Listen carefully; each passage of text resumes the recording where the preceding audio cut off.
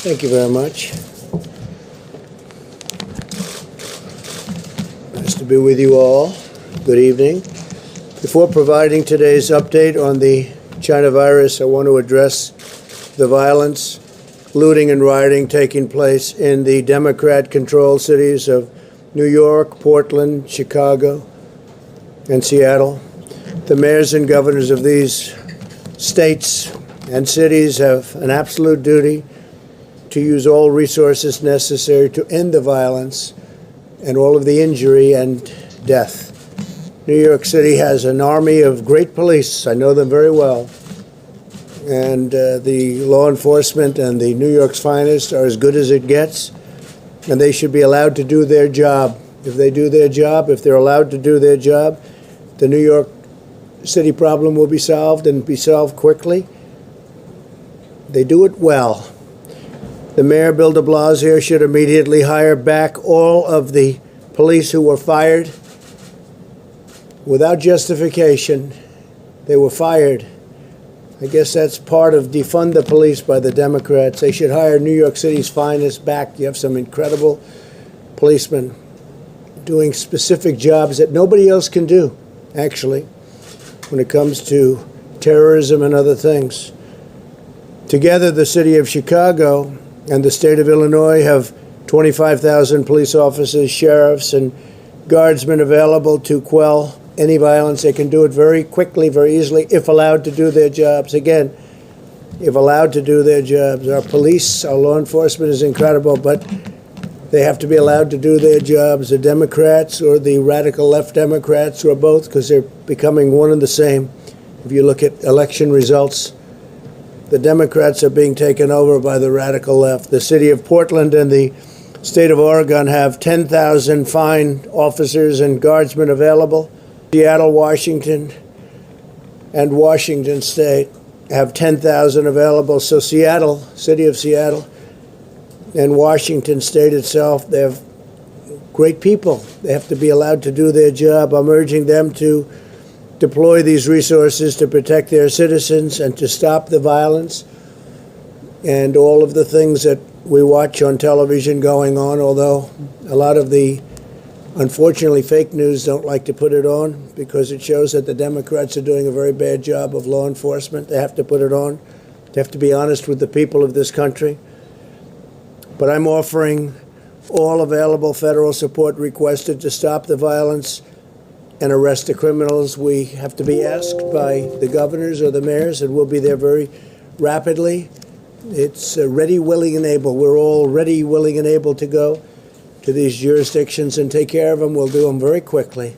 You saw what happened in Minneapolis. They ripped the city apart. When the National Guard went in, it ended immediately. It was immediate and lasted. These acts of destruction are not isolated incidents, but demonstrate the pattern of violent left-wing extremism that you get to see if you're watching the right news program. Under any rational definition, the arson attack on the police precinct in Portland would be considered an act of left-wing domestic terrorism. They really are anarchists. These are left-wing anarchists. They are anarchists, and I'm directing the Department of Justice to stop these anarchists, immediately to stop them, and to work with the city and the state to get the job done.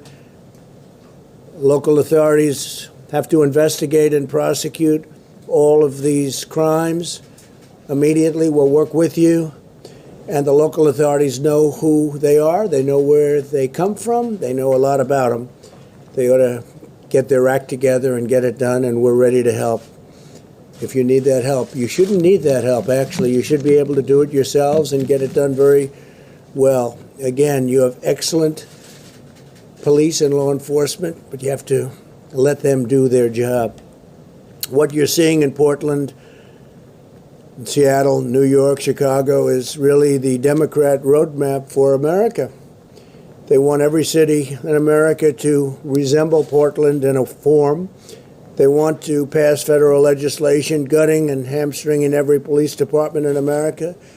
They want to get rid of your Second Amendment. They want to end cash bail, close prisons, defund police departments, or at least largely defund. You see that with New York, $1 billion they took out of their police department, and crime has gone through the roof. And appoint far-left prosecutors who side with the criminals and target law-abiding citizens. If the left gains power, no city, town, or suburb in our country will be safe. On the vaccine front, some very good news. Today I met with the leaders of Operation Warp Speed, our historic undertaking to produce a safe and effective vaccine in record time. We heard an update from the top scientists in the government and the leaders of pharmaceutical companies, which right now aren't too thrilled with me. They're taking millions of dollars worth of ads because I've created a favored nation status for drugs, which is going to reduce drug prices by 40, 50, 60, and maybe even 70% in some cases. Numbers that have never been heard of or thought of. So when you see those ads, remember that means your drug prices are coming down. When you see ads attacking your president, it's very simple. That means drug prices are going to be falling very soon. This evening, I'm pleased to announce that we have reached an agreement with Moderna to manufacture and deliver 100 million doses of their coronavirus vaccine candidate. The federal government will own these vaccine doses. We're buying them. Recently, we also secured partnerships with Johnson & Johnson, as well as Sanofi and GSX, to support the large-scale manufacturing of their vaccines, doing very well in those vaccines. Tremendous promise in every single one of them, and we have many of them.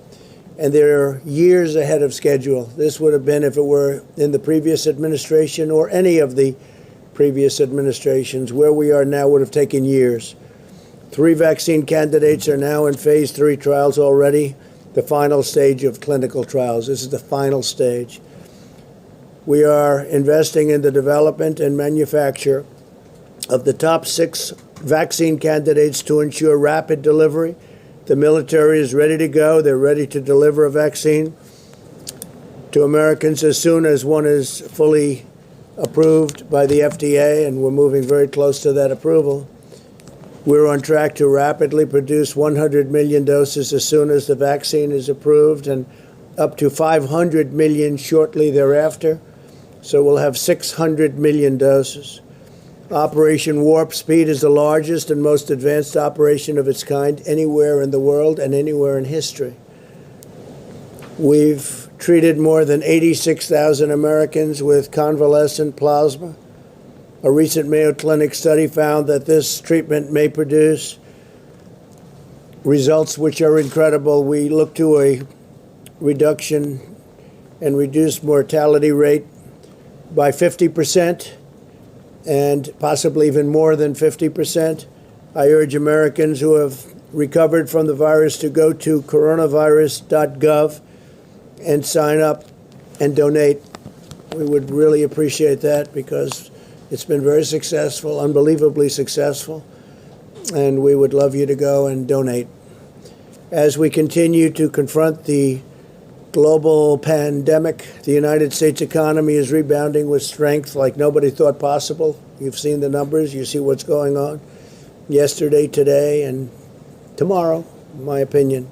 We're very poised for a great third quarter and very poised for some great stock market numbers and 401k numbers and everything else. Today, the Dow Jones passed 28,000 points for the first time, more than a 50% surge since just March. So we've increased by 50% more than since just March. It has gained approximately 9,500 points that same period, March, and has recovered nearly all of its value since the virus struck our nation. Think of that. America's economy is incredible, and its economic recovery is outpacing our peer nations. Last quarter, the European Union's GDP decline was nearly 40% worse than the United States. So it's 40% worse than the United States. We've built such a strong base that we're able to do things and sustain better than anybody in the world by far. France's GDP decline was nearly 80% worse than ours, and Spain experienced an economic contraction twice as severe as the United States. Nationwide, we continue to see improvements in our fight against the pandemic, very substantial improvements. Since last week, 87% of the counties in the United States report declining cases. Think of that, 87% of the counties in the United States, they reported declining cases. Mortality has declined by 7%, and hospitalizations are declining rapidly. States that were primary hotspots, such as Florida, Texas, and Arizona, have reduced cases by nearly 25%. But all Americans must remain vigilant, practice good hygiene, socially distance, wear a mask whenever possible. Whenever you are getting too close to people, wear a mask and protect the elderly. Always protect the elderly. Since the end of July, the 7-day average for cases in the United States has fallen by nearly 20%, but the virus continues to increase in nations across the globe. Last week, France and Germany both recorded their highest daily number of new cases in 3 months. Not that I want to bring that up, but might as well explain it to the media. The 7-day case average for Germany has increased by 62% since last week, unfortunately, and that is truly unfortunate. It's increased 82% in France, 113% in Spain, and 30% in the United Kingdom.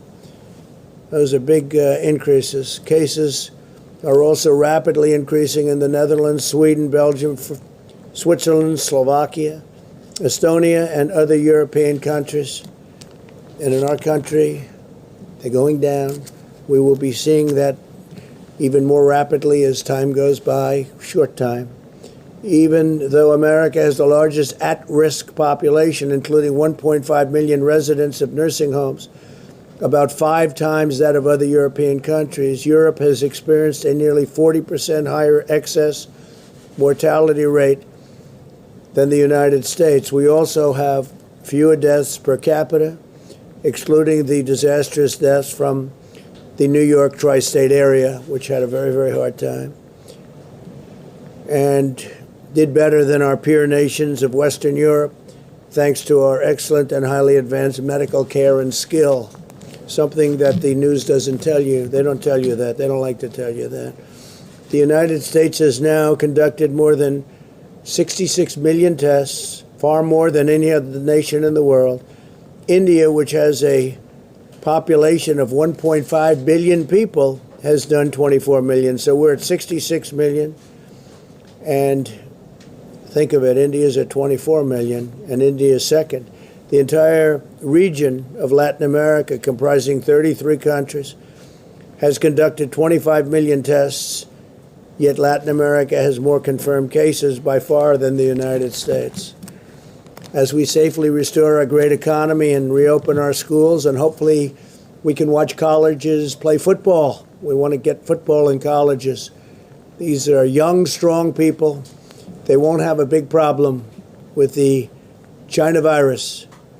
So we want to see college football start, and hopefully a lot of great people are going to be out there. They're going to be out there playing football, and they'll be able to fight it off, and hopefully it won't bother them one bit. Most of them will never get it, statistically. But we know we'll see more cases at some point, and we will eventually develop sufficient immunity in addition to everything else that we're doing. So college football, get out there and play football. People want to see it. And stand for your American flag, stand for your national anthem, because people are not happy when that doesn't happen. You look at the NBA and what's happening with the NBA and their poor ratings. I don't know. Can't imagine why, but they didn't stand. They didn't show respect to our flag. They didn't show respect to our national anthem. And maybe that's having an impact, but just not good. The NFL had its problems 2 years ago when that happened. They went way down in their ratings and their fans. and they struggled back, and now all of a sudden they're putting themselves in the same position. So stand for your flag and stand for the national anthem, and I think you're going to do fantastically well. Because a lot of people aren't going to watch if you don't. I'm one of them. That's why our strategy and attention are focused on preventing the cases that are most likely to require discussing the opening of schools, hospitalization, or produce any death. We have to maintain vigilance over our elderly population. We've learned that, I think, more than any single event, Scott. We have to be very vigilant all over, but we have to really protect our elderly population, and especially our elderly population that has problems with heart, lung, any form of sickness, diabetes in particular. And we are at the same time in very good shape with respect to hospital room and hospital overcrowding. We're in great shape. On the nursing home front, protecting our nursing home residents is a critical focus of our strategy. HHS recently announced that they will use the Provider Relief Fund to deliver an additional $5 billion to further protect nursing homes and long-term care facilities as they continue to combat the China virus.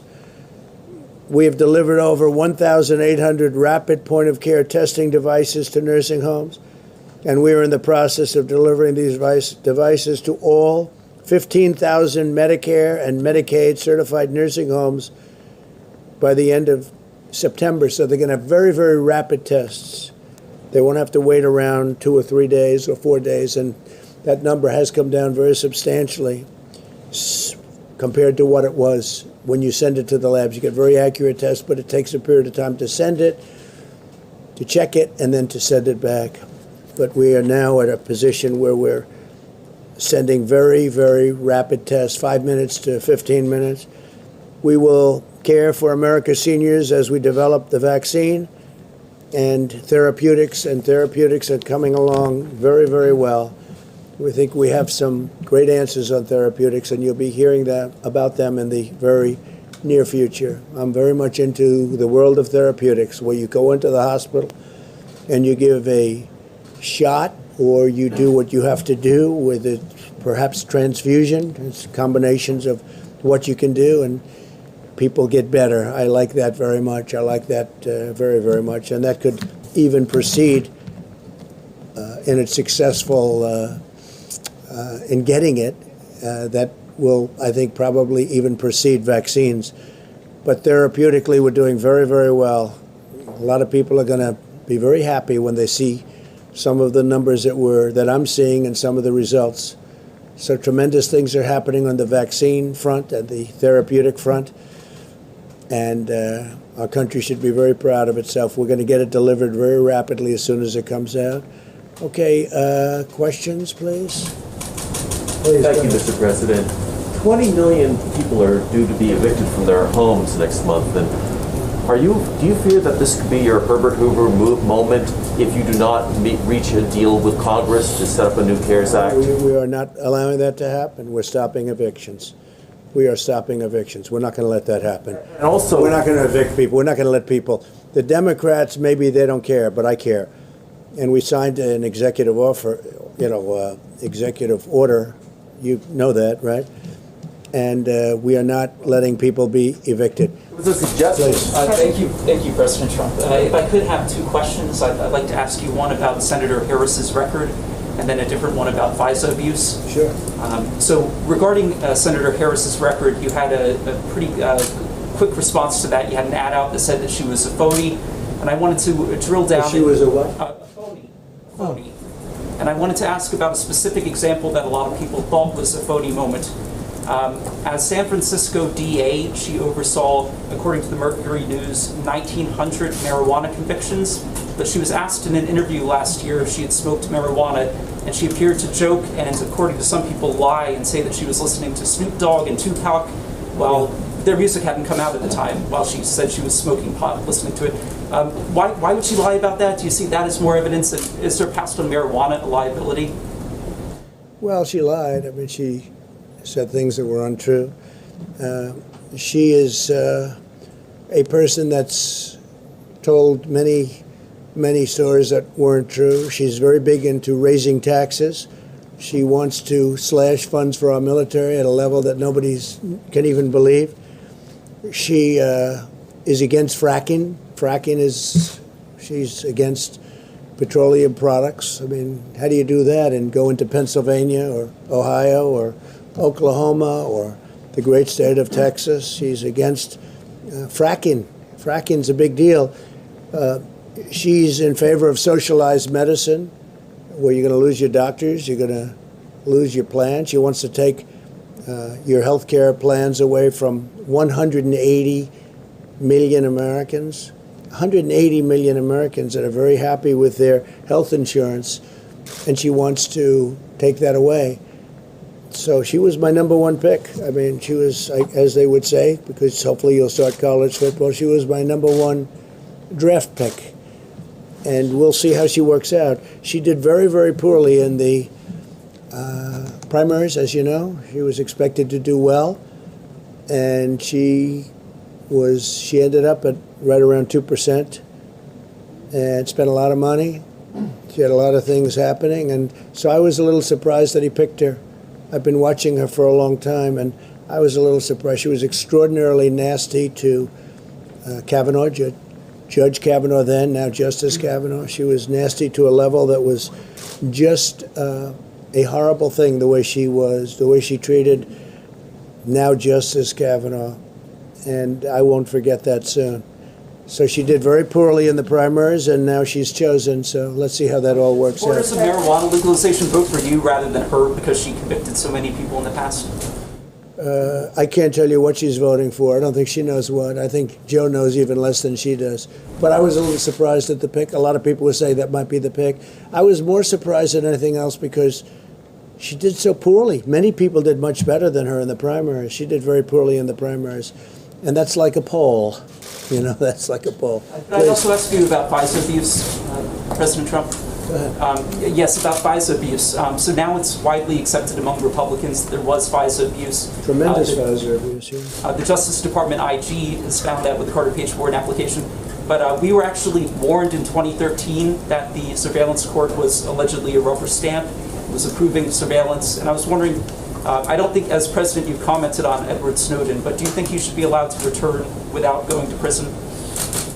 So as far as FISA abuse is concerned, there was tremendous FISA abuse. It's amazing that it's taken this long, and everyone knows that it's been proven very substantially. Not only FISA abuse, changing documents and putting documents in front of the FISA court and courts that are disgraceful that they could have done it.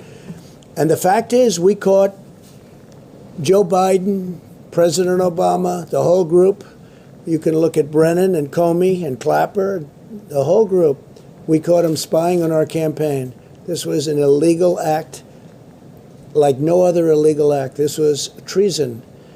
This was at the highest level of treason.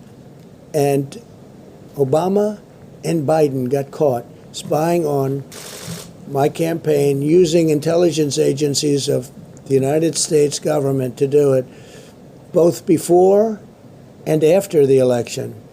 So before the election, then after I won, they continued. It's total illegal activity, and now we just have to see what's happening. But as far as Kamala is concerned, she's a big tax raiser. She's a big slasher of funds for our military, and she's got a lot of difficult things that she's going to have to explain. Plus, she was very, very nasty to, one of the reasons that surprised me, she was probably nastier than even Pocahontas to Joe Biden. She was very disrespectful to Joe Biden, and it's hard to pick somebody that's that disrespectful. When she said things during the debates, during the Democrat primary debates, that were horrible about Sleepy Joe, and I would think that he wouldn't have picked. OAN, please. Thank you, Mr. President. Yesterday, Seattle City Council voted to cut funding for their police department, and the police chief there, Carmen Best, the first black woman to serve in that capacity, she resigned hours later. What does this say about our country? What does this say about the defund police movement?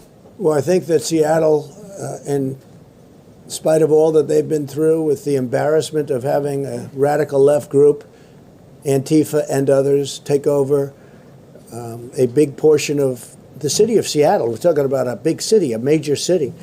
That they allowed that to happen is incredible. That it took so long to fix is incredible. The only reason they went in is because they knew we were going in the following day. And so they preceded us. They didn't want that to happen. They didn't want to be embarrassed.